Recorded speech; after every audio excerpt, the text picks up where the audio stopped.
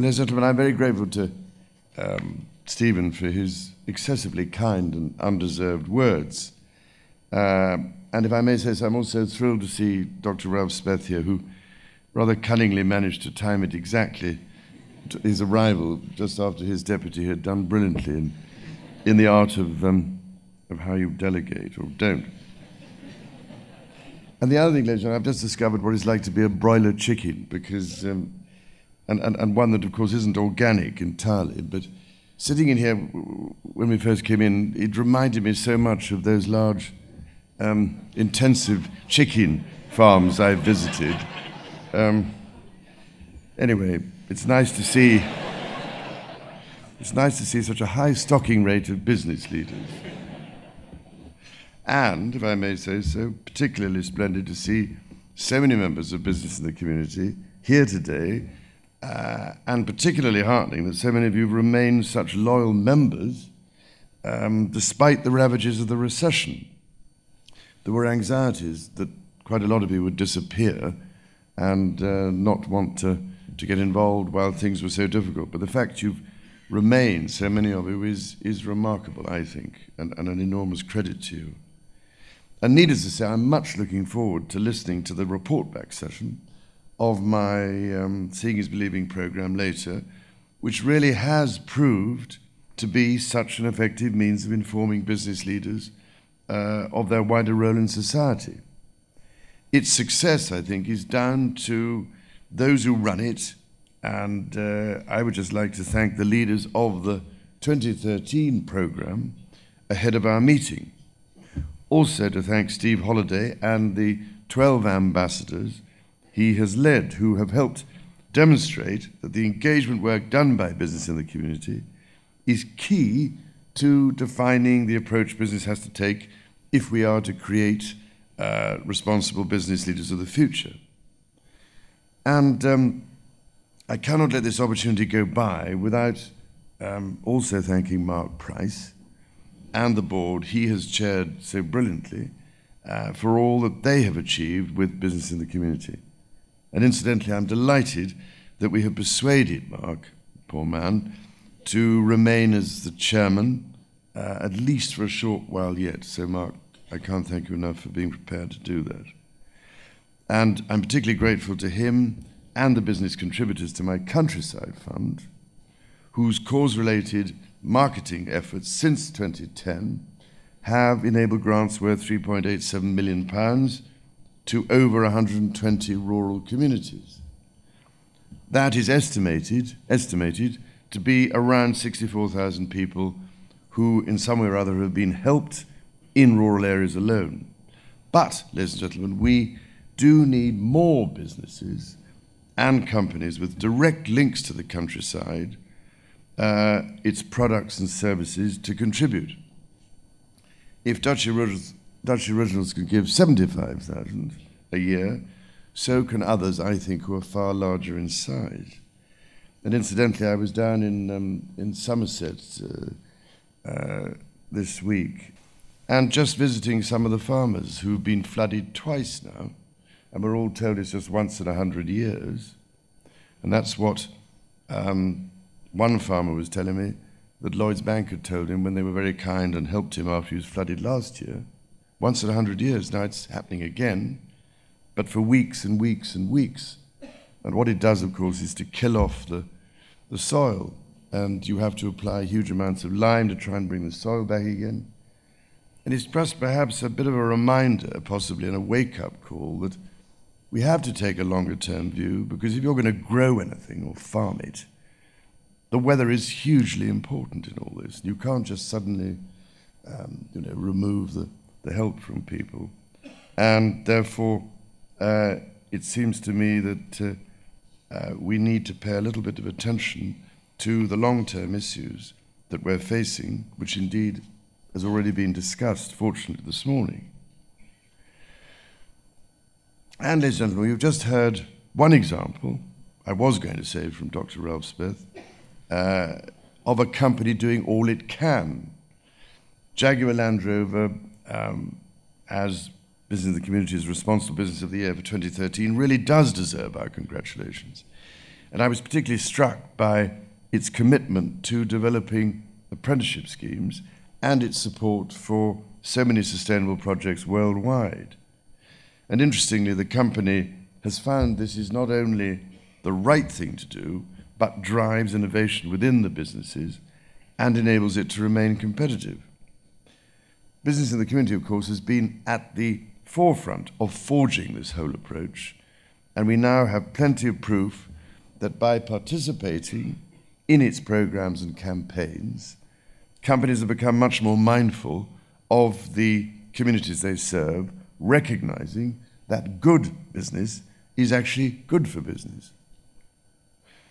And of course, being a responsible business goes far beyond concern for the financial bottom line.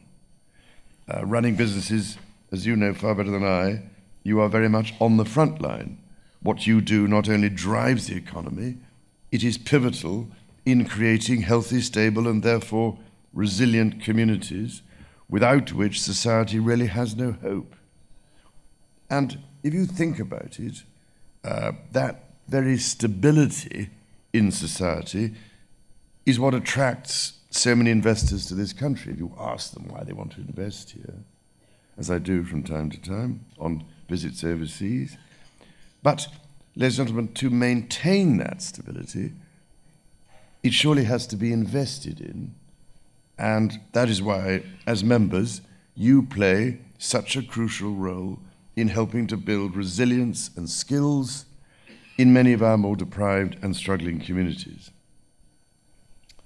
To that end, I must just thank Mark Boland for the tremendous leadership he has shown as Chief Executive of Marks & Spencer, which was Business in the Community's Responsible Business of the Year in 2012, in encouraging large employers to invest in building these skills and resilience in young people. Mark's personal commitment to the Make Your Mark program has been invaluable, supporting an initial cohort of 1,000 young people, with hopefully more to follow next year. So thank you, Mark, very much. And ladies and gentlemen, I need hardly say that I am indebted to those companies which have seen the point of offering some of their professional skills via business connectors, for instance, to those in struggling communities so that they can master the means of helping themselves more effectively. And in this regard, it is enormously heartening that Business in the Community has announced today the secondment of its 100th business connector. And interestingly, Anglian Water has extended the secondment of their Finland connector for a second year because they have seen such benefits in their local relationships by being part of the program. So that, I think, really is rather encouraging in terms of being able to keep this very valuable program going. So the idea of parachuting top business skills into disadvantaged areas has been incredibly effective, not just for the communities that have benefited from the knowledge and connections they acquire, but also for the companies themselves. But can we do more? Hardly surprisingly, I would say yes on all levels, particularly when it comes to establishing a more genuinely sustainable approach to long-term economic and human activity. And in such a constrained and pressured planet that, according to many expert scientists, has already seen us exceed its planetary boundaries, such an approach is becoming desperately urgent. And going back to Jaguar Land Rover, it really is just one of the many companies that have contributed to thinking around sustainable marketplaces. But I cannot help thinking that linking the workplace to the kind of consumer awareness raised through, for instance, the START program we got going some years ago, could do much more to help transform thinking. If we have, 850 member companies here today that represent around 9 million employees, which is a huge constituency. So I wonder whether each of you would ever consider holding your own START-type open days to your staff, retired staff, and their families. That's the point. Because if you involve 9 million people directly the chances are you reach twice as many indirectly. And it is a matter of recognizing how pivotal your position is in society. You are, after all, the catalyst for change, which is why the Future Leaders Programme, provided by the Cambridge Programme for Sustainability Leadership, in partnership with business and the community, is so important at its critically transformative work in helping, above all else, to build resilience. Funny, isn't it, how that word resilience has suddenly appeared as the new word to be used in the last few days. Well, ladies and gentlemen, 29 years ago, when I now realize I first became president of Business and the Community, and no one had an interfering old busybody like me to get in their way, none of this got very far. However, perceptions seem to have changed a bit, and I'm relieved to say that the recommendations developed, for instance, by my Accounting for Sustainability project, are being embraced by more and more of the finance community, both in the corporate world and by government departments. Embedding natural and social impacts within decision-making is no longer seen as economic madness. Organizations are starting to see that thinking about sustainability is necessary if they are to future-proof themselves against the mounting environmental and social factors that now threaten economic stability. Crucially, organizations are also improving the way they communicate those integrated strategies with their stakeholders, and integrated reporting is now being adopted and supported by companies, investors, and regulators around the world. Of course, we still have a long way to go, and to that end, I am very pleased that my A4S project has formed a new partnership with business in the community. And I hope this will help drive the shift in culture so that it becomes the norm for businesses and their investors to think beyond the next financial quarter and have in mind their impact in the next quarter of a century, and how this will impact their ongoing commercial viability. And ladies and gentlemen, with regard to long-term thinking and escaping from the conventional straitjacket of short-termism, I was particularly fascinated by a meeting I had recently with the CEO of the Dutch multinational Royal DSM. Under Feke Sibesma, 15 years ago, DSM began to refocus its operation completely onto a much more sustainable and responsible footing. It ditched its huge and profitable fossil fuel-based petrochemical businesses and turned to biotechnology and life science.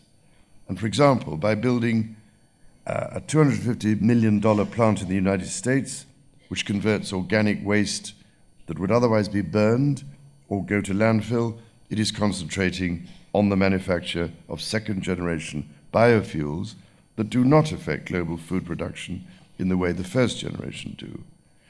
It is also developing technology to extract methane out of the atmosphere as well as CO2.